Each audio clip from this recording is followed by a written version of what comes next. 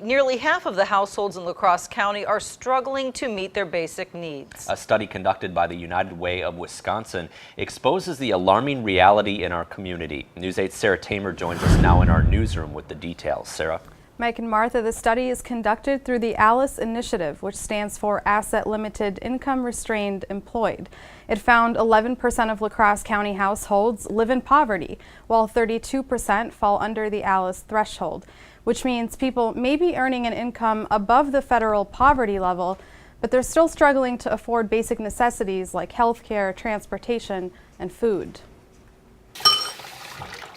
From the outside, Mimi Mahalovic and her family may seem like they're earning a salary big enough to take them on vacations. But a hard reality in La Crosse hits close to home for the Mahalovic family.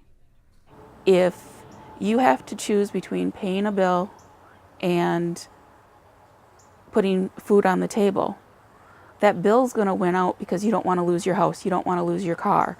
A study conducted by the United Way of Wisconsin found that 43% of households in the La Crosse County are experiencing financial struggles.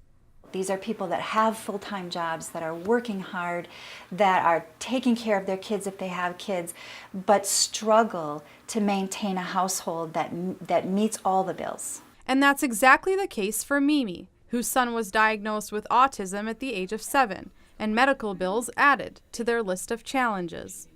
You have his med checks, which happen every 2 to 3 months, depending on the doctor.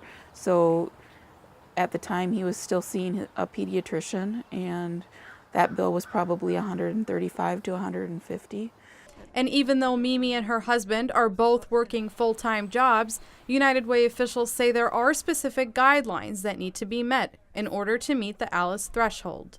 They make enough money to not be in poverty, but they make too much money to fall into where government services might apply.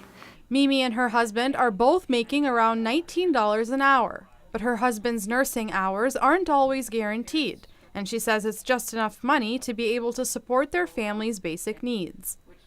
You're just at that cusp, you know, one wrong move and the dominoes will fall.